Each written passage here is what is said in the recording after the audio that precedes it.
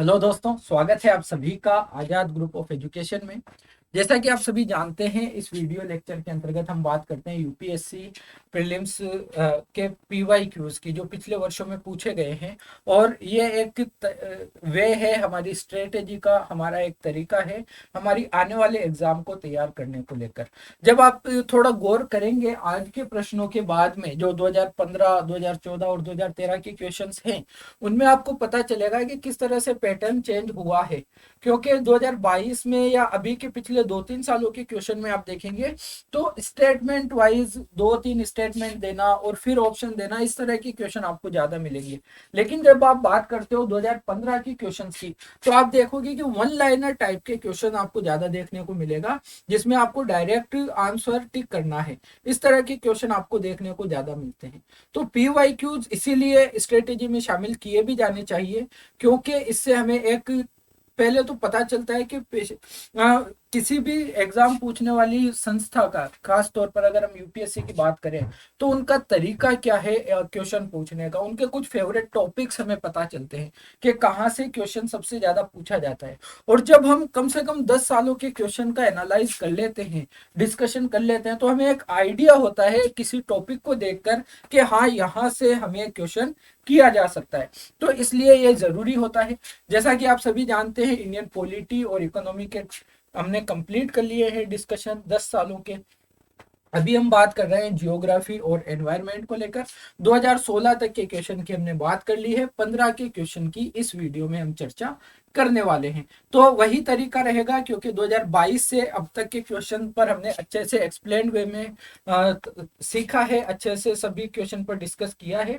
यहाँ पर हम क्या करेंगे कि जिन कॉन्सेप्ट्स पर हमारी बात हो चुकी है और जिन पर चर्चा करना जरूरी नहीं है, उनको जल्दी से लेंगे। और जहां पर थोड़ा जरूरी लगेगा, जो अब 2023 में या आगे आने वाले एग्जाम में ज्यादा महत्वपूर्ण हो सकते हैं टॉपिक, उनकी भी हम चर्चा कर लेंगे। लेकिन यहाँ पर हम क्वेश्चन को थोड़ा सा तेजी से देखने की कोशिश करेंगे, क्योंकि हमने ऑलमोस्ट बहुत सारे प्रश्नों में कॉन्सेप्ट समझते हुए चीजों को सोल्व किया है। तो हमने बड़े बड़े कॉन्सेप्ट ज्यादातर सारे देख लिए हैं। ठीक है, तो आइए बात करते हैं पहले क्वेश्चन की। पहला क्वेश्चन बहुत इजी सा है, आसान सा क्वेश्चन आप इसे कह सकते हैं।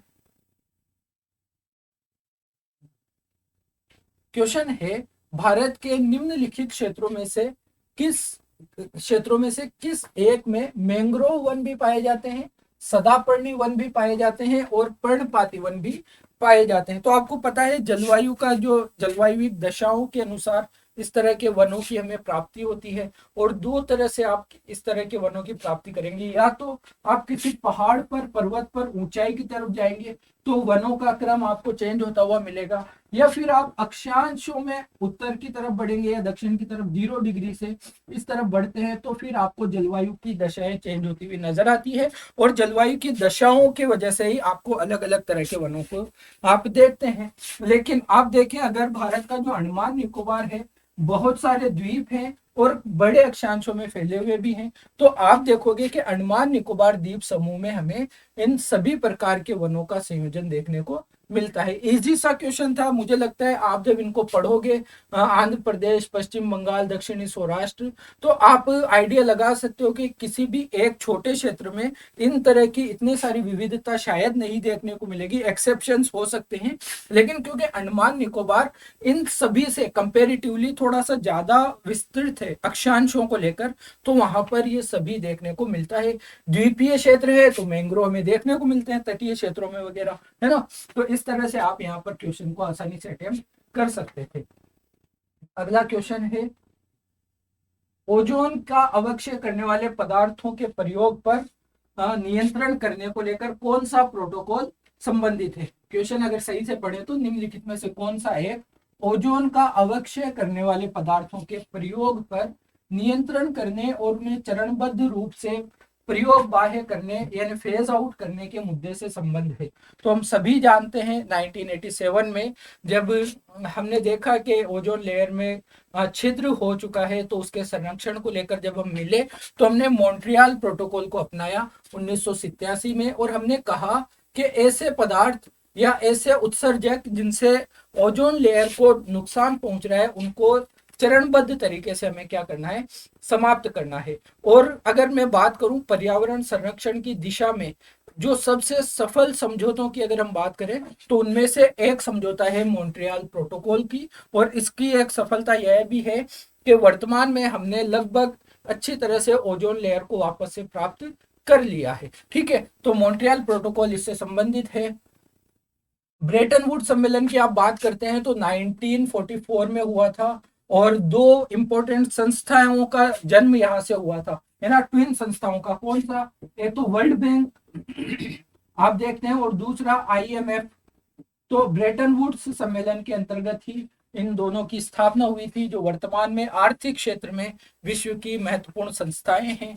क्योटो प्रोटोकॉल की बात करें तो 1997 जापान के क्योटो में जो कोप 3 हुआ था, किसका कोप 3? कोप 3 हुआ था United Nations framework on convention of climate change, है ना, United nation framework convention on climate change. तो जलवायु परिवर्तन पर जो UNFCCC है उसका जो कोप 3 हुआ था उसके अंतर्गत हमने क्योटो प्रोटोकॉल को अपनाया था। और क्योटो प्रोटोकॉल जलवायु परिवर्तन के संरक्षण को लेकर उसके पर्यावरण संरक्षण की दिशा में एक महत्वपूर्ण समझौता है, क्योंकि जो क्लीन डेवलपमेंट मैकेनिज्म या इस तरह की जो भी चीजें हैं, कार्बन ट्रेडिंग जैसी अवधारणाएं हमने यहाँ से देखना शुरू किया था। 2005 से यह पूरी तरह से लागू हो गया था। एक इंपॉर्टेंट समझौता है। जिस तरह से क्योटो प्रोटोकॉल UNFCCC के अंतर्गत एक प्रोटोकॉल है, उसी तरह से नागोया प्रोटोकॉल बायोडाइवर्सिटी जैव विविधता को लेकर, जैव विविधता के संरक्षण को लेकर बनाया गया एक प्रोटोकॉल है। 2010 में हमने इसे अपनाया था। जापान का ही नागोया प्रांत है वहां पर। तो इसके बारे में भी आपको ध्यान रखना है, UNCBD से संबंधित यह प्रावधान है, यह समझौता है। तो ये इतनी बातें आपको ध्यान रखनी इसलिए बताया गया क्योंकि सम्मेलन या प्रोटोकॉल या कन्वेंशंस वर्तमान परिदृश्य में बहुत ज्यादा इंपॉर्टेंट आपके लिए होते हैं एग्जाम पॉइंट ऑफ व्यू से। तो इनके बारे में आपको डिटेल्ड वे में पता होना जरूरी है। ओके, तो मॉन्ट्रियल प्रोटोकॉल हमारा यहाँ का आंसर था। आगे बढ़ेंगे, अगला क्वेश्चन देखिए किस तरह से आप देख पा रहे हैं कि हमें क्वेश्चन पूछा गया है, डायरेक्ट हमें आंसर पे पहुंचना है, स्टेटमेंट नहीं है और फिर हमें ऑप्शंस पे नहीं जाना, इस तरह की बात यहाँ पर नहीं है। निम्नलिखित नेशनल पार्कों में से किस एक की जलवायु उष्ण कटिबंधीय से उपोष्ण और उपोष्ण से फिर शीतोष्ण और आर्कटिक तक परिवर्तित होती है? तो वही बात है, या तो आप अक्षांशों में ऊपर चलते जाइए या फिर आप पर्वत की ऊंचाइयों पर जाएंगे तो भी इस तरह की जलवायु आपको देखने को मिलेगी। तो यहाँ पर अगर हम बात करें तो अरुणाचल प्रदेश का नामदफा नेशनल पार्क में हमें इस तरह की सभी अवस्थाएं, सभी जलवायुवी दशाएं देखने को मिलती है। कंचनजंगा कहाँ पर है? कंचनजंगा सिक्किम में है। आपको पता होना चाहिए भारत का पहला पूर्णतः जैविक कृषि वाला राज्य, ऑर्गेनिक स्टेट है। नंदा देवी नेशनल पार्क उत्तराखंड में है, इंपॉर्टेंट है। नेवरा वैली नेशनल पार्क, यहाँ पर टाइपिंग एरर है, ध्यान रखेंगे, कहाँ पर है? पश्चिम बंगाल में। और ये हमारा नामदफा नेशनल पार्क अरुणाचल प्रदेश में अवस्थित है। ओके, आगे बढ़ते हैं। एक इंपॉर्टेंट क्वेश्चन, और अगर इस साल की भी मैं बात करूं तो ये वाला क्वेश्चन या इस तरह का ये जो जेनेटिक इंजीनियरिंग अनुमोदन समिति है ये आपके लिए बहुत ज्यादा इंपॉर्टेंट हो जाती है, क्योंकि अभी हमने बात भी की थी और आपने कम्युनिटी पे पिछले कुछ दिनों में क्वेश्चन भी देखा होगा DMH सरसों को लेकर। धारा हाइब्रिड सरसों जो है ना, धारा मस्टर्ड हाइब्रिड 11, ये एक जेनेटिकली मॉडिफाइड सरसों की किस्म है जिसके DNA में चेंजेस करके इसे तैयार किया गया है। और जो हमारी समिति है जेनेटिक इंजीनियरिंग अनुमोदन समिति, इसने अभी सिफारिश की है कि DMH11 की वाणिज्यिक खेती भारत में शुरू करनी चाहिए। तो GEAC इसको हम कहते हैं basically genetically engineering approval committee, GEAC इसे कहते हैं। और GEAC भारत में ऐसी समिति है जब हम कृषि के किसी भी क्षेत्र में कोई जेनेटिकली मॉडिफाइड क्रॉप को लेकर आते हैं, जब हम किसी जंतु में DNA परिवर्तन करते हैं तो उसको अनुमोदन देने को लेकर जो एक कमेटी है भारत में, यह है जेनेटिक इंजीनियरिंग कमेटी, इसकी संरचना, इसके कुछ इंपॉर्टेंट प्रावधान और इसकी चर्चाएं आपको इसके बारे में पता होना चाहिए। 2023 के एग्जाम में ये इंपॉर्टेंट हो सकता है। साथ में आप क्या करेंगे, DMH-11 को भी थोड़ा पढ़ लेंगे, है ना, ये आपको पता होना चाहिए। तो चलिए क्वेश्चन पे चलते हैं।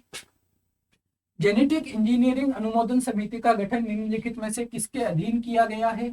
खाद्य सुरक्षा एवं मानक अधिनियम, माल के भौगोलिक उपदर्शन अधिनियम, या पर्यावरण संरक्षण अधिनियम और वन्य जीव संरक्षण अधिनियम। 2015 का क्वेश्चन था, फैक्चुअल टाइप का है। अगर 2023 में क्वेश्चन आएगा तो इस तरह का नहीं आएगा, ध्यान रखना। अच्छा, ये बात आपको पता हो कि इसका जो गठन किया गया है, इसको जो बनाया गया है, किसके अधीन? पर्यावरण संरक्षण अधिनियम 1986 के अधीन। बेसिकली ये इसी चीज की जांच करती है कि जब हम किसी फसल में या किसी जीव में उसके जीन में, उसके DNA में कोई चेंज करते हैं तो वह हमारे पर्यावरण को क्या नुकसान पहुंचा सकती है, किस तरह के प्रभाव हम पर पड़ेंगे, समाज पर कैसे प्रभाव पड़ेंगे, हमारी अर्थव्यवस्था पर कैसे प्रभाव पड़ेंगे, इन सबको देखती है। तो पर्यावरण संरक्षण अधिनियम 1986 के अंतर्गत इसका गठन किया गया था। ओके, आगे बढ़ते हैं। बर्ड लाइफ इंटरनेशनल नामक संगठन के संदर्भ में निम्नलिखित में से कौन सा कथन सही है? यह संरक्षण संगठनों की विश्वव्यापी भागीदारी है। कहने की कोशिश कर रहा है कि जो भी कंजर्वेशन रिलेटेड ऑर्गेनाइजेशन है, जो भी पर्यावरण संरक्षण या जीव जंतुओं के संरक्षण के लिए विश्व के ऑर्गेनाइजेशन है, उन सब की एक भागीदारी है बर्ड लाइफ इंटरनेशनल। तो यह बात बिल्कुल करेक्ट है। इसके बारे में जैव विविधता हॉटस्पॉट की संकल्पना इस संगठन से शुरू हुई। ये बात आपको पता रखना चाहिए, जब आप बेसिक पढ़ते हैं एनवायरनमेंट का तो जैव विविधता हॉटस्पॉट को लेकर यहाँ पर बात आती है। और एक वैज्ञानिक थे या एक पर्यावरणविद नॉर्मन मेयर्स करके एक व्यक्ति थे, उन्होंने अवधारणा दी थी जैव विविधता हॉटस्पॉट की। तो बर्ड लाइफ इंटरनेशनल के बारे में ये बात ठीक नहीं है। जब आप दो को हटाते हैं तो दो ऑप्शन आपके हट जाते हैं, पहला हमने सही कर ही लिया है। यह महत्वपूर्ण पक्षी एवं जैव विविधता क्षेत्र, important bird and biodiversity areas के रूप में ज्ञात निर्दिष्ट स्थलों की पहचान करता है।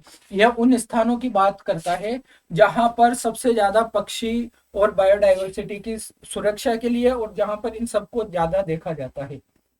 तो उन क्षेत्रों को चिन्हित करता है जहां पर पक्षियों को लेकर और जैव विविधता को लेकर चिन्हित किए जाने चाहिए, जहां पर इनके संरक्षण की भी जरूरत है और वहां पर सबसे ज्यादा पक्षी पाए भी जाते हों, वहां पर सबसे ज्यादा जैव विविधता भी पाई जाती है, इस तरह के। तो पहला तीसरा भी हमारा बिल्कुल करेक्ट है। सी हमारा यहाँ पर आंसर पांचवें क्वेश्चन का हो जाता है। ठीक है, बर्ड लाइफ इंटरनेशनल पक्षियों को लेकर बहुत ज्यादा, क्योंकि इसके नाम में ही आप देखते हो बर्ड लाइफ इंटरनेशनल, पक्षियों को लेकर काफी बेहतर काम ये संस्था करती है। आगे बढ़ते हैं। NGO है एक तरह का।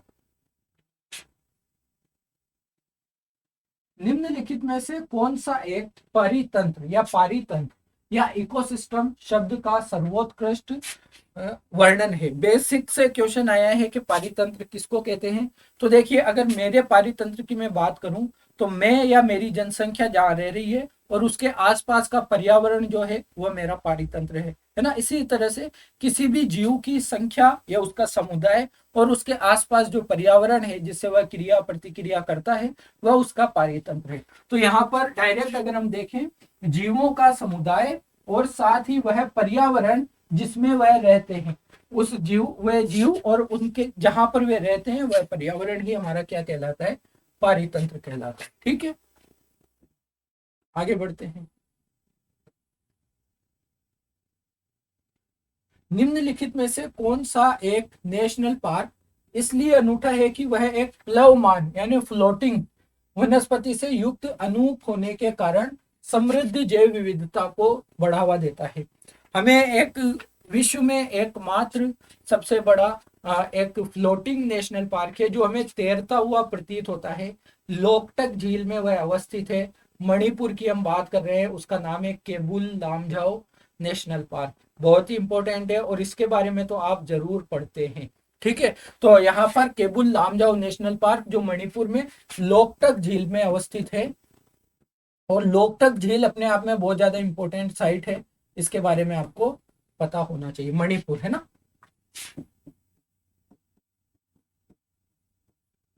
मणिपुर।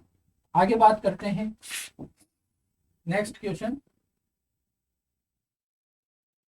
ये एक बड़ा क्वेश्चन आया है।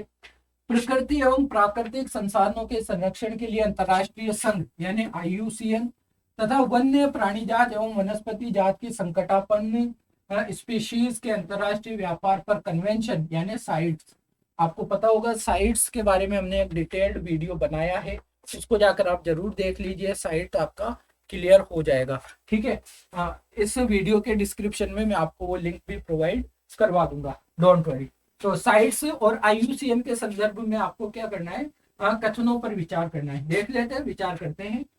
IUCN संयुक्त राष्ट्र का एक अंग है तथा साइट्स सरकारों के बीच अंतरराष्ट्रीय करार है। साइट्स सरकारों के बीच अंतरराष्ट्रीय करार है, लेकिन IUCN UNO का भाग नहीं है, UN का संयुक्त राष्ट्र का अंग नहीं है। तो जब हम एक को हटाते हैं तो 3 ऑप्शन हमारे हट जाते हैं। अगर आपको इतना पता है तो फिर आप क्वेश्चन को कर लेते हैं। IUCN प्राकृतिक पर्यावरण के बेहतर प्रबंधन के लिए विश्व भर में हजारों क्षेत्र परियोजनाएं चलाता है, ये बात ठीक है। साइट्स उन राज्यों पर वैध रूप से आबद्ध कर है जो इसमें शामिल हुए हैं। साइट्स उन देशों पर जो इसके सदस्य बन गए हैं उन पर क्या है, कानूनी रूप से बाध्यकारी है, लेकिन यहाँ पर साइट्स कानून नहीं बन जाता है उस राज्य का। वह राज्य इसके लिए कोई कानून बना सकता है, लेकिन यह कन्वेंशन राष्ट्रीय विधियों का स्थान नहीं लेता, राष्ट्रीय विधियों का स्थान नहीं लेता। यह बात भी बिल्कुल ठीक है। अगर आप देखेंगे साइट्स वाला वीडियो तो आपको बहुत सारी चीजें वहां पर क्लियर हो जाएगी। तो यहाँ पर हमने एक को जब इलिमिनेट किया तो 3 ऑप्शन हमारे ऑलरेडी इलिमिनेट हो गए थे, बी हमारा सही आंसर निकल कर आएगा। ओके, अगले क्वेश्चन पर चलेंगे। Rio+20 आमतौर पर समाचारों में आने वाला Rio+20 सम्मेलन क्या है? तो देखिए 1992 में हमने एक सम्मेलन किया था, पृथ्वी शिखर सम्मेलन।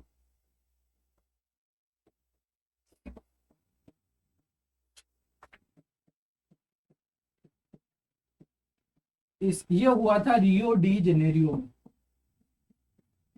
रियो डी जेनेरियो ब्राजील का एक शहर है, वहां पर ये हुआ।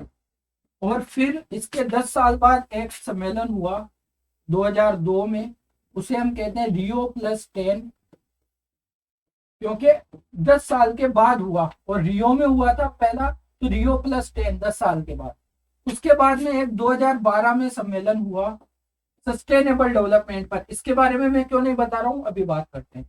2012 में सस्टेनेबल डेवलपमेंट पर एक सम्मेलन हुआ, इसे हम कहते हैं Rio+20। और ये वापस कहां पर हुआ था, रियो डी जेनेरियो में ही हुआ था।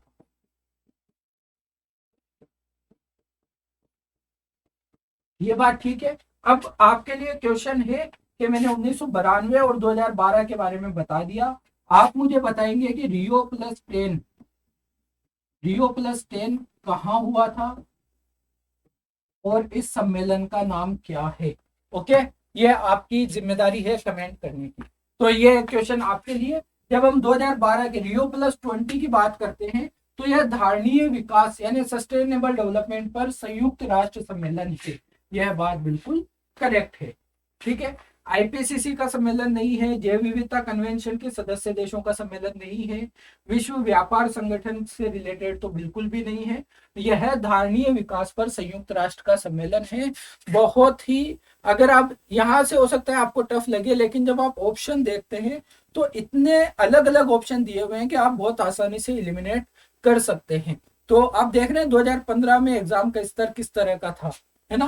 तो अब काफी कुछ इसमें चेंज हो चुका है, अब आपसे समझदारी वाली बातें ज्यादा एक्सपेक्ट की जाती हैं। क्वेश्चन 10th की अगर हम बात करें, हरित जलवायु निधि यानी ग्रीन क्लाइमेट फंड के बारे में निम्नलिखित में से कौन सा या कौन से कथन सही है। यह विकासशील, आप लिख लेंगे सही से, विकासशील देशों की जलवायु परिवर्तन का सामना करने हेतु अनुकूलन और न्यूनीकरण की पद्धतियों में सहायता देने के आशय से बनी है, सही बात है। इसे यूएनईपी, ओईसीडी, एशिया विकास बैंक और विश्व बैंक के तत्वावधान में स्थापित किया गया है। इसे जो स्थापित किया गया है वह यूएनएफसीसीसी के तत्वावधान में स्थापित किया गया है, ना कि इन सब के तत्वावधान में। ठीक है, तो इसलिए दो तो हमारा गलत कर देंगे और पहला हमारा सही है। तो 10वें क्वेश्चन का आंसर हमारा ओनली 1 हो जाएगा। ओके, आगे बात करते हैं अगले क्वेश्चन।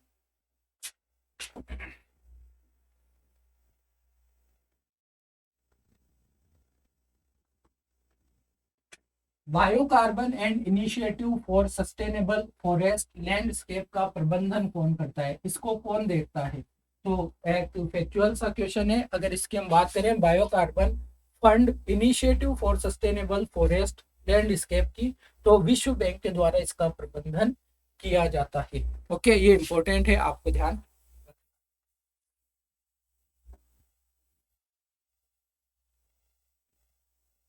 ये भी एक अच्छा क्वेश्चन है, इंपॉर्टेंट है, आपको पता होना चाहिए। भारत में इस्पात उत्पादन उद्योग को निम्नलिखित में से किसके आयात की अपेक्षा होती है? देखो, रॉ मटेरियल ज्यादातर तौर पर इस्पात का तो हमारे यहाँ मिलता है ना, क्योंकि भारत खुद एक निर्यातक रहा है स्टील के स्टील के रॉ मटेरियल का, जो कच्चा माल है स्टील का, लोहा बेसिकली, और वह भेजता है जापान, और जापान क्या करता है, उसे स्टील बनाकर और हमें वापस बेचता है, महंगा बेचता है ना। तो अब भारत में अगर हम स्टील उत्पादन उद्योग की बात करें तो कमी किसकी है? हमें आयात करना पड़ेगा कोकिंग कोल, जो कोकिंग कोयला है, कोल जिसे हम कहते हैं कोककारी कोयला, यह इस्पात उद्योग में एक महत्वपूर्ण भूमिका निभाता है, और हमें यहाँ पर इसकी आयात करने की आवश्यकता पड़ती है। ठीक है, तो बाकी रॉ मटेरियल को लेकर तो भारत में ठीक ठाक रॉ मटेरियल है, लेकिन कोकिंग कोल की हमें आवश्यकता आयात करने की होती है। आगे बढ़ते हैं। भारत के एक विशेष क्षेत्र में स्थानीय लोग जीवित वृक्षों की जड़ों का अनुवर्धन कर उन्हें जल धारा के आर पार सुदृढ़ पुलों में रूपांतरित कर देते हैं। जैसे जैसे समय गुजरता है ये पुल और अधिक मजबूत होते जाते हैं। ये अनोखे जीवित जड़ पुल कहाँ पाए जाते हैं? आप एक बार गूगल पे सर्च करना, जीवित जड़ पुल, कितनी खूबसूरत इमेजेस आएंगी। जो पेड़ों की जड़ें होती हैं उनको इस तरह से वो शुरू से ही डेवलप करते हैं कि वो जो नदी या कोई जलाशय होता है उसके आर पार एक ब्रिज के रूप में बन जाता है, और जैसे जितना ज्यादा ये पुराना होता है उतना मजबूत भी ये होता जाता है। तो अगर हम बात करें उत्तर पूर्व में मेघालय की, मेघालय का दक्षिणी भाग जो है वहां पर जो जनजातियां रहती है उनके द्वारा इस तरह का मैनेजमेंट किया जाता है। तो देख रहे हैं इंफ्रास्ट्रक्चर भी डेवलप हो रहा है और प्रकृति के साथ साथ डेवलप हो रहा है। कितना बेहतरीन काम ये है। तो मेघालय में हमें यह देखने को मिलता है। अच्छा क्वेश्चन है। वन कार्बन भागीदारी सुविधा, फॉरेस्ट कार्बन पार्टनरशिप फैसिलिटी के संदर्भ में निम्नलिखित में से कौन सा या कौन से कथन सही है या है? बात करते हैं। यह सरकारों, व्यवसायों, नागरिक समाज और देशी जनों, इंडिजिनस पीपल की एक वैश्विक भागीदारी है, वन कार्बन भागीदारी सुविधा। ठीक है, यह धारणीय यानी सस्टेनेबल, वन प्रबंधन हेतु पर्यावरण अनुकूली यानी इको फ्रेंडली, और जलवायु अनुकूलन यानी क्लाइमेट एडेप्टेशन प्रौद्योगिकियों के विकास के लिए वैज्ञानिक वानिकी अनुसंधान में लगे विश्वविद्यालयों, विशेष वैज्ञानिकों तथा संस्थाओं को वित्तीय सहायता प्रदान करती है। इस तरह की बात कम से कम फॉरेस्ट कार्बन पार्टनरशिप फैसिलिटी में नहीं कही गई है। यहाँ पर वनों के सस्टेनेबिलिटी को, उसकी धारणीयता को बरकरार रखने के लिए कदम उठाए जाते हैं। स्थानीय लोगों को भी साथ में लाया जाता है, सरकारों को लाया जाता है ना, लेकिन इस तरह की वित्तीय सहायताएं विश्वविद्यालयों को या वैज्ञानिकों को इसमें प्रोवाइड नहीं करवाई जाती है। तो दूसरा हमारा गलत हो जाएगा। अगर दूसरे को गलत होने के बाद हम देखें तो दो ऑप्शन हमारे हट जाएंगे। पहला हमने ठीक किया है, तीसरा हमें चेक करना है। यह देशों की उनके वनोन्मूलन और वन निम्नीकरण उत्सर्जन कम करने प्लस, यानी जो रेड प्लस के प्रयास है, हमने चर्चा की थी पिछली क्लासों में रेड प्लस की, आप वो जरूर देखना, और रेड प्लस के बारे में आपको पता भी होना चाहिए। तो रेड प्लस के कार्यक्रमों को लेकर जो वित्तीय सहायता है वो की जाती है कार्बन पार्टनरशिप के द्वारा। ये जो फॉरेस्ट कार्बन पार्टनरशिप फैसिलिटी है इसके द्वारा। तो ये वाला स्टेटमेंट ठीक है, यानी रेड प्लस प्रयासों में वित्तीय एवं तकनीकी सहायता प्रदान कर मदद करती है, ये बात बिल्कुल ठीक है। तो हमारा ऑप्शन सी हमारा सही आंसर हो जाएगा। ठीक है, आगे बढ़ते हैं। वन, ये तो हो चुका है। भारतीय रेल द्वारा उपयोग में लाए जाने वाले जैव शौचालयों के संदर्भ में निम्नलिखित कथनों पर विचार कीजिए। बायो टॉयलेट्स के बारे में जो भारतीय रेल में इस्तेमाल किए जाते हैं अब, तो उनके बारे में बात है। जैव शौचालयों में मानव अपशिष्ट का अपघटन फंगल इनाकुलम द्वारा उत्क्रमित या इनिशिएट होता है। यहीं पर आपको गलत मतलब में थोड़ा सा मिस्टेक करता है स्टेटमेंट में। बिल्कुल सही स्टेटमेंट है, बस यहाँ पर फंगल एनाकुलम के द्वारा स्टार्ट नहीं होता, बैक्टीरिया के द्वारा स्टार्ट होता है, यानी जीवाणु, जीवाणु ना कि फंगस, है ना। जीवाणु इनाकुलम के द्वारा उसका अपघटन, जो वेस्ट होता है ह्यूमन वेस्ट जैव शौचालय में, उनका अपघटन शुरू होता है किससे? अब जीवाणु इनाकुलम से, ना कि फंगल इनाकुलम से। तो इसको हमने क्या कर दिया? गलत कर दिया। और देखते हैं, इस अपघटन के अंत्य उत्पाद यानी अंतिम उत्पाद केवल अमोनिया एवं जलवाष्प होते हैं। तो अगर आपने उस वक्त इसे पढ़ा होता तो आपको मीथेन इसका क्या होता है? अंतिम उत्पाद होता है, और उसे वायु में निर्मुक्त कर दिया जाता है वायुमंडल में। तो यह भी हमारा क्या है? गलत है। और यहाँ पर हमारा सही पूछा है तो दोनों ही सही नहीं है, दोनों ही गलत है। ठीक है, अगले क्वेश्चन पे चलेंगे।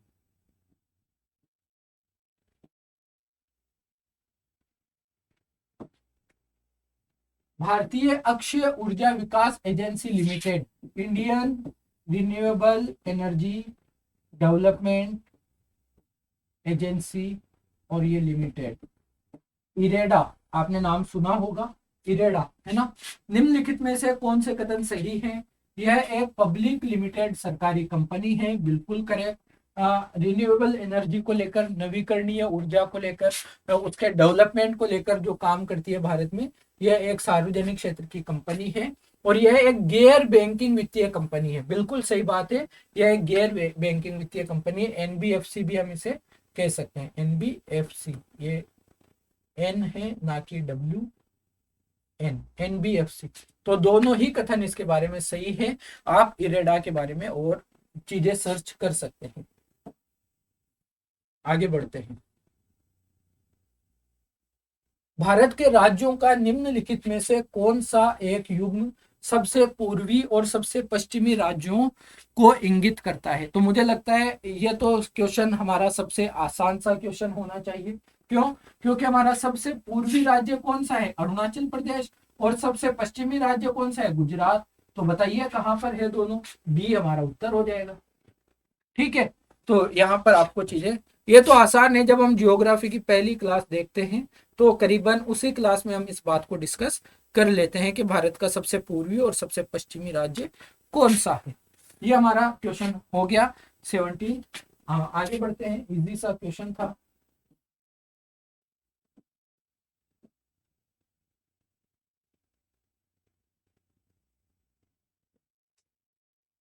निम्नलिखित युग्मों पर विचार कीजिए। तीर्थ स्थान दिए हुए हैं और अवस्थिति इनकी दी हुई है। श्रीशैलम, श्रीशैलम कहाँ पर है? आंध्र प्रदेश में है, आपको इतना तो जानकारी रहे, ठीक रहेगा। ओंकारेश्वर मध्य प्रदेश में है। और पुष्कर कहाँ पर है? राजस्थान में। ठीक है, नल्ला मल्ला पहाड़ी आंध्र प्रदेश में है, और ये बात ठीक है कि श्रीशैलम आंध्र प्रदेश में, यहाँ पर नल्ला मल्ला पहाड़ी पर है। ओंकारेश्वर एमपी में है, लेकिन अगर आप सतमाला पहाड़ियों को देखेंगे तो अगर आपको जानकारी है तो हम देखते हैं कि महाराष्ट्र में सतमाला पहाड़ियों का विस्तार हमें देखने को मिलता है, लेकिन एमपी में नहीं है। तो ओंकारेश्वर जब एमपी में है और सतमाला पहाड़ी महाराष्ट्र में, तो कैसे हो सकता है एक दूसरे पर, है ना। तो ये वाला हम गलत कर देंगे। हाँ, ओंकारेश्वर की अगर आप बात करेंगे तो आपको मंदाता पहाड़ी पर मिलेगा, एमपी में मंदाता पहाड़ी पर। ठीक है, और पुष्कर अजमेर जिला जो है राजस्थान का, अजमेर से बिल्कुल निकट है, एक अच्छा स्थान है घूमने लायक राजस्थान का। और महादेव पहाड़ियां कहाँ पर है? महादेव पहाड़ियां तो सर है हमारे एमपी में। तो महादेव पहाड़ियों पर तो पुष्कर नहीं हो सकता। अगर आप स्पेसिफिक जाना चाहें तो अरावली पर पुष्कर को कर सकते हैं, क्योंकि अजमेर वाला जो क्षेत्र है वहां पर अरावली का विस्तार अच्छा खासा है ना। तो वहां पर पुष्कर को आप अरावली में देखते हैं, ना कि महादेव पहाड़ियों में। तो यह दोनों आपका गलत हो जाता है, केवल पहला हमारा ठीक है, ऑप्शन ए यहाँ पर हम सही करेंगे।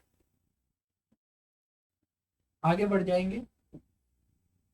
डुगोंग के बारे में बात है, जो समुद्री गाय जिसे हम कहते हैं, यह एक शाकाहारी समुद्री जानवर है, सही बात है। क्वेश्चन को आप पढ़ेंगे तो मैंने पहले से ही कह दिया कि डुगोंग के बारे में पूछा गया है। हम थोड़ा तेज चल सकते हैं, अब चीजें बहुत ज्यादा फैक्चुअल सी भी हैं और ज्यादा समझाने जैसा भी इनमें कुछ है नहीं, है ना। तो शाकाहारी समुद्री जानवर है जी, बिल्कुल सही है। यह भारत के पूरे समुद्र तट के साथ साथ पाया जाता है। तो आपको पता होना चाहिए, जो हमारा तमिलनाडु के पास में मन्नार की खाड़ी और पाक स्ट्रेट है, पाक की खाड़ी, है ना, वहां पर ज्यादा पाया जाता है, बाकी पूरे समुद्री तट में यह नहीं पाया जाता। तो इसको हम गलत कर देंगे। दूसरा जब आप गलत करेंगे तो दो ऑप्शन आपके पास बचेंगे, और दो ऑप्शन में केवल तीसरा दिया हुआ है, लेकिन हमने देखा कि पहला तो सही है, तो सी हमारा सही उत्तर हो गया। ठीक है। इसे वन्य जीव संरक्षण अधिनियम 1972 की अनुसूची 1 के अधीन विधिक संरक्षण दिया गया है। हमने अनुसूचियों के बारे में पहले क्लासेज में चर्चा की है। तो तीसरा स्टेटमेंट भी हमारा करेक्ट है। ओके, आगे बढ़ेंगे। भारत का राष्ट्रीय जलीय प्राणी, मुझे लगता है ये क्वेश्चन तो मैं आपके लिए छोड़ दूं तो ज्यादा बेहतर है। भारत का राष्ट्रीय जलीय प्राणी 2009 में इसे घोषित किया गया था। गैंगेटिक डॉल्फिन के बारे में हम बात कर रहे हैं। क्वेश्चन आपके लिए नहीं छोड़ा, लेकिन आप बता सकते हैं कि गंगा का डॉल्फिन या गैंगेटिक डॉल्फिन, है ना, कहाँ पर कौन सी नदियों में स्पेशली पाया जाता है, इसके बारे में आप हमें कमेंट करके बता सकते हैं। ओके, आगे बात करते हैं।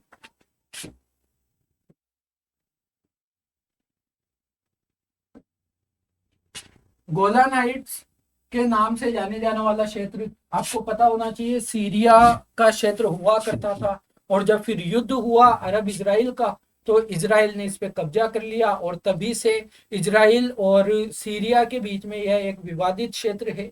गोलन हाइट्स के बारे में अगर हम बात करें, और डोनाल्ड ट्रंप ने इसको इजराइल के क्षेत्र के रूप में मान्यता भी दी थी। उसके बाद में यह ज्यादा हाईलाइटेड विषय था, ज्यादा चर्चाओं में रहने वाला सब्जेक्ट था। तो वहां पर हमें गोलन हाइट्स के बारे में चर्चा मिलती है। तो आप देखेंगे कहाँ का क्षेत्र है, मिडल ईस्ट का क्षेत्र है। यहाँ से आप आराम से चीजों को समझ सकते हैं। बी हमारा सही आंसर हो जाएगा। गोल्डीलॉक्स जोन के बारे में आपसे पूछा है, तो हमारे ब्रह्मांड का ऐसा क्षेत्र जहां पर पृथ्वी जैसे ग्रह मिलते हो, यानी जहां पर जीवन संभव हो। सूर्य से कोई ग्रह कितनी दूरी पर होना चाहिए, यह भी हमारे जीवन को वहां पर पाए जाने वाले जीवन को क्या करता है, डिफाइन करता है कि वहां पर जीवन होगा या नहीं। जैसे अगर सूरज के बहुत ज्यादा नजदीक होंगे तो गर्मी इतनी होगी कि ऑर्गेनिज्म वहां पर रह नहीं पाएंगे, और अगर बहुत दूर होंगे तो ठंड इतनी ज्यादा होगी कि फिर भी आप सरवाइव नहीं कर पाओगे। लेकिन पृथ्वी एक ऐसे क्षेत्र में है जो सूरज से बहुत ज्यादा दूर भी नहीं है कि आपको बहुत ज्यादा ठंड लगे, और सूरज से बहुत ज्यादा इतना नजदीक भी नहीं है कि आप जल जाओगे, है ना। तो ऐसा क्षेत्र जहां पर कोई ग्रह जीवन वहां पर सरवाइव कर सकता हो, जहां पर जीवन पाया जाता हो, वो ग्रह जिस क्षेत्र में होता है उस क्षेत्र को हम गोल्डीलॉक्स जोन कहते हैं। तो सूरज से इतनी नजदीकी या इतनी दूरी जहां पर जीवन की संभावनाएं हो, सॉरी,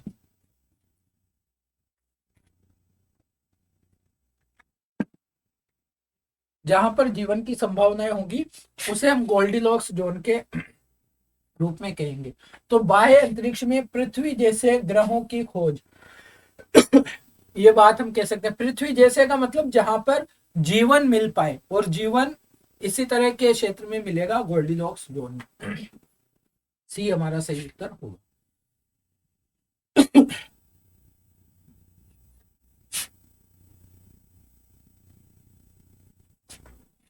इससे आप कंफ्यूज मत होना, वास योग्य मंडल की सीमाएं, लेकिन ये भूपृष्ठ की बात कर रहा है, हमें बाह्य अंतरिक्ष की बात करनी है। ये पृथ्वी पर ही वास योग्य मंडल की बात कर रहा है, वह नहीं है। हमें बाह्य अंतरिक्ष में वास योग्य जगह, है ना, वास योग्य ग्रह। महासागरों और समुद्रों में ज्वार भाटाएं, सॉरी,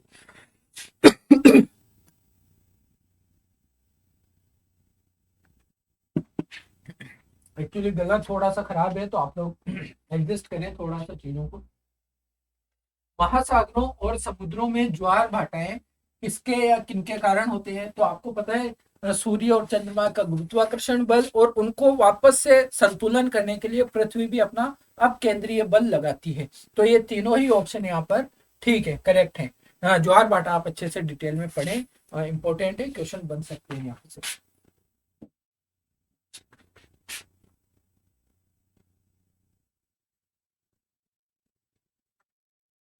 हर दिन कमोबेश एक सा ही होता है। सुबह समुद्री मंद पवन के साथ साफ और उजली होती है। जैसे जैसे सूर्य आकाश में ऊपर चढ़ता जाता है, गर्मी बढ़ती जाती है। घने बादल बनने लगते हैं और फिर बादलों की गरज और बिजली की चमक के साथ वर्षा होने लगती है, लेकिन वर्षा ही समाप्त हो जाती है। थोड़ी देर में वर्षा भी समाप्त हो जाती है। कैसी स्थिति है? आपको पता है विषुवत रेखा वाला जो बेल्ट है उसके आसपास का, वहां पर सूरज लगातार चमकता है, तो वहां पर इस तरह की अवस्थितियां बनती है, स्थितियां बनती है। विषुवतीय जलवायु की ये बात कर रहा है, विषुवतीय क्षेत्रों की बात कर रहा है। ओके, बी हमारा आंसर होगा। आगे बढ़ते हैं। उष्ण कटिबंधीय अक्षांशों में दक्षिणी अटलांटिक और दक्षिण पूर्वी प्रशांत क्षेत्रों में चक्रवात उत्पन्न नहीं होता। इसका कारण है कि जो ITCZ हमारा होता है, जो डोल्ड्रम हमारा होता है, उसकी उपस्थिति नहीं होती। सबसे इंपॉर्टेंट कारक आप गूगल करके भी देख लीजिए, आपको किताबों में भी मिलेगा। उष्ण कटिबंधीय क्षेत्रों में जो दक्षिणी अटलांटिक और दक्षिण पूर्वी प्रशांत क्षेत्र है, वहां पर चक्रवात उत्पन्न नहीं होने का सबसे बड़ा कारण है अंत उष्ण कटिबंधीय अभिसारी क्षेत्रों का ना होना, वहां पर उपस्थित होने ना होना। ITCZ आपने पढ़ा होगा जियोग्राफी में, उसकी अनुपस्थिति के कारण यहाँ पर इन क्षेत्रों में चक्रवात उत्पन्न नहीं होते। बी हमारा आंसर होगा। ये एक फैक्चुअल टाइप का क्वेश्चन था, अगर आपने पढ़ा होता तो बहुत इजी था, वरना आप इसमें फंस सकते थे। ओके, विषुवतीय प्रतिधाराओं, जो इक्वेटोरियल काउंटर करंट होती है, जो महासागरीय धाराओं के बारे में जब हम पढ़ते हैं तो विषुवतीय प्रतिधारा होती है। एक तो विषुवत रेखा के समानांतर चलती है। देखिए, जब भी आप किसी धारा की बात करते हैं तो जब कोई विषुवतीय रेखा इस तरफ चलती है तो एक दूसरी विषुवतीय, सॉरी, यहाँ पर आप देखिए, जब कोई धारा इस तरफ चलती है तो यहाँ पर इसके नजदीक एक धारा इस तरफ भी चलना शुरू हो जाती है। और यह किस वजह से होता है? यह दो विषुवतीय धाराओं के अभिसरण से, कन्वर्जेंस से होना शुरू होता है। ठीक है, ये क्वेश्चन आपको बी हमारा यहाँ पर आंसर होगा। आसान सा क्वेश्चन इसे कहा जा सकता है अगर आपने महासागरीय धाराओं के बारे में पढ़ा होगा।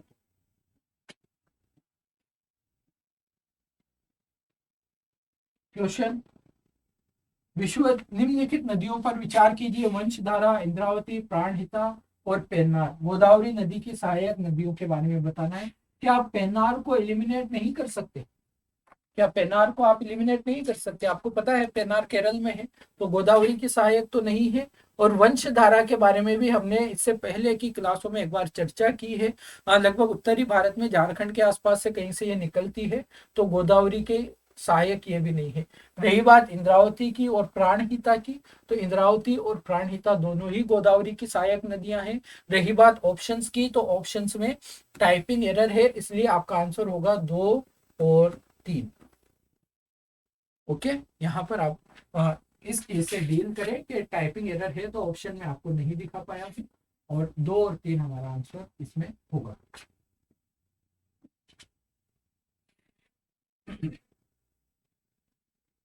अगला क्वेश्चन, निम्नलिखित कथनों पर विचार कीजिए। पूरे वर्ष 30 डिग्री नॉर्थ और 60 डिग्री साउथ अक्षांशों के बीच बहने वाली हवाएं पछुआ कहलाती है। पछुआ पवन कौन सी है जी? ये 0 डिग्री है, इसको 30 आप मान लीजिए नॉर्थ, और इसको 30 आप मान लीजिए साउथ। ये साउथ, ये नॉर्थ। यहाँ पर कौन सी हवाएं चलती हैं?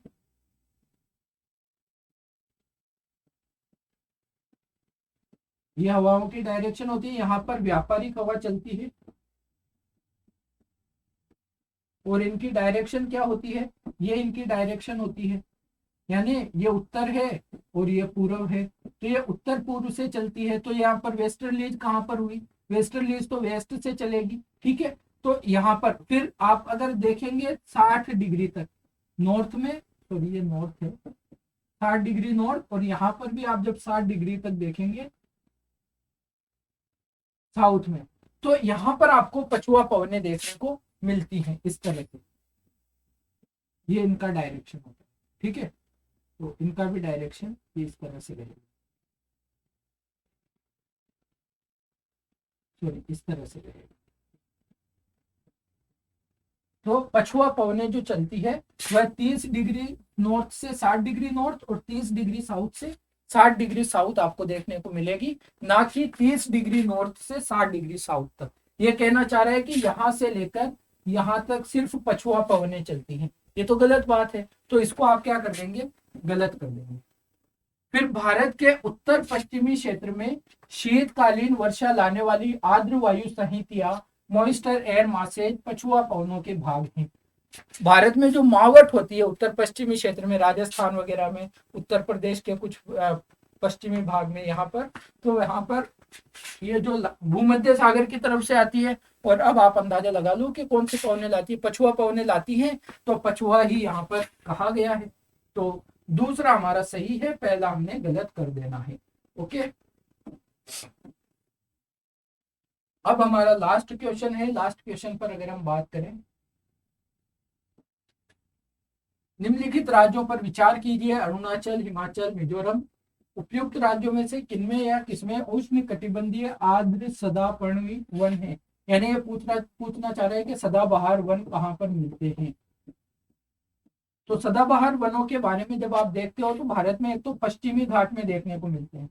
पश्चिमी घाट में भी जब आप दक्षिण पश्चिमी भाग देखोगे ना, दक्षिण पश्चिमी भाग, वहां पर आपको देखने को मिलेंगे। दूसरा आपको उत्तर पूर्व में देखने को मिलेंगे। और आपको पता हो क्वेश्चन के शुरू में हमने चर्चा की थी, अंडमान निकोबार द्वीप समूह में भी आपको देखने को मिलेंगे। यहाँ पर इन क्षेत्रों में आपको सदाबहार वन देखने को मिलते हैं। तो बताइए, अब पूछ रहा है कहाँ मिलेंगे, तो अरुणाचल प्रदेश उत्तर पूर्व में आ जाएगा, मिजोरम उत्तर पूर्व में आ जाएगा, लेकिन हिमाचल उत्तर पूर्व में नहीं आएगा। तो 1 और 3 हमारा आंसर यहाँ पर सही बनेगा। तो यह था हमारा आज का डिस्कशन। फिर अगले वीडियो में हम बात करेंगे 2014 के क्वेश्चंस की, क्योंकि नंबर ऑफ क्वेश्चंस थोड़े ज्यादा है। आप देख रहे हैं 29 क्वेश्चन हमने डिस्कस किए हैं, इसलिए मैं 2 वर्षों को एक साथ शामिल नहीं कर रहा था। और अब ऐसा ही करेंगे, 2 वीडियोस और आएंगे और 2014 और 2013 के क्वेश्चन के बारे में हम चर्चा कर लेंगे। तो आज का डिस्कशन आपको कैसा लगा? मैंने 2 क्वेश्चन आपको किए हैं बीच में, तो कमेंट करके उनका उत्तर जरूर दीजिएगा। आपके कोई सजेशंस हो तो वो भी आप बता सकते हैं, और कौन सी नई चीजें आप चाहते हैं कि आपके लिए कोई नए प्रोग्राम्स लेकर आए जाएं, कोई नई चीजों पर हम काम कर सकें, आपके लिए आप बताएं। हम हमारी तरफ से कोशिश कर रहे हैं और आपके कमेंट को, आपके सजेशंस को हम कंसिडर करते हैं। मैं आपको हर बार कहता हूं, तो आपके कमेंट्स जरूर कंसिडर किए जाते हैं। आप बताएं और किस तरह से काम हम कर सकते हैं। ये PYQs पर हम बहुत अच्छा काम कर रहे हैं और आपके प्रीलिम्स को हम बेहतर बनाने की तरफ एक अच्छे कदम के साथ बढ़ रहे हैं, बड़े कदम के साथ बढ़ रहे हैं। तो अपना ख्याल रखिएगा, खूब सारा पढ़िए और अपनों का ख्याल रखिए, है ना। स्वास्थ्य का ध्यान रखते हुए पढ़ाई करनी है काफ़ी ज़्यादा, और प्रीलिम्स क्लियर करना है, फिर मेंस की बात करेंगे। और मेंस के लिए आंसर राइटिंग प्रोग्राम शुरू हो चुका है। आंसर राइटिंग की अभी से हैबिट करना आप शुरू कीजिए, वरना प्रीलिम्स निकलने के बाद में आंसर राइटिंग थोड़ा चैलेंजिंग ज़्यादा हो जाता है। अभी से आपकी प्रैक्टिस में चीज़ें रहेगी तो ज़्यादा बेहतर रहेगा। ओके, इसको वीडियो को यहीं पर रखते हैं। अपना ख्याल रखिएगा। धन्यवाद।